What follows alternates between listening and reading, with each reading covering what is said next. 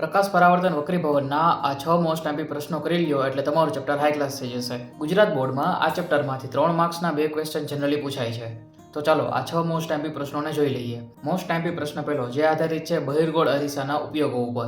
બીજો પ્રશ્ન, જેમાં અરીસા અને લેન્સ દ્વારા રચાતા તમામ પ્રતિબિંબને પૂછવામાં આવ્યા છે. મિત્રો, ગુજરાત બોર્ડમાં માર્ચ 2025 એટલે કે ગયા વખતે માર્ચ 2024 અને માર્ચ 2020માં આ ટોપિકમાંથી 3 માર્ક્સના પ્રશ્નો પૂછવામાં આવ્યા છે.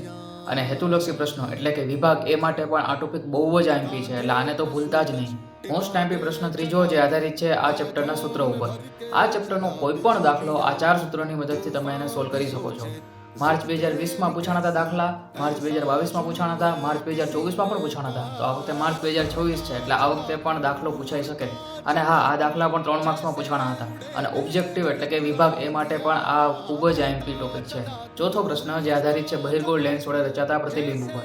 આ પ્રશ્ન તમારી એનસીઈઆરટીની ટેક્સ્ટબુકમાં પણ આપેલો છે અને આ પ્રશ્ન થોડોક અલગ છે, એટલે આ વખતે આ પૂછાઈ શકે. મિત્રો, ગુજરાત બોર્ડમાં છેલ્લા 4 વર્ષમાં આ 3 ટોપિકમાંથી જ પ્રશ્નો પૂછવામાં આવ્યા છે. પહેલું, અરીસાના ઉપયોગો. બીજું, અરીસા અને લેન્સ વડે રચાતા પ્રતિબિંબ. અને ત્રીજું, સૂત્રો ઉપરથી દાખલા. પણ આ વખતે જો પેપર થોડું અલગ નીકળ્યું તો આ છેલ્લા 2 પ્રશ્નો પણ મોસ્ટ એમપી છે, તો એને પણ જોઈ લેવા. પાંચમો પ્રશ્ન, જે આધારિત છે વક્રીભવન ઉપર. અને છઠ્ઠો પ્રશ્ન, જે આધારિત છે અરીસા અને લેન્સની મૂળભૂત સમજૂતી ઉપર. મિત્રો, આ 6 પ્રશ્નો બોર્ડ 2026 માટે ખૂબ જ મહત્વના છે, તો આને એકદમ વ્યવસ્થિત રીતે કરી લેજો. આવી જ રીતે તમારે બધા ચેપ્ટરના એમપી પ્રશ્નો જોતા હોય તો અમારી ટેલિગ્રામ ચેનલને જોઈન કરી લો. ટેલિગ્રામની લિંક મેં આ વિડીયોના ડિસ્ક્રિપ્શનમાં પણ આપેલી છે અને ચેનલના અબાઉટમાં પણ આપેલી છે.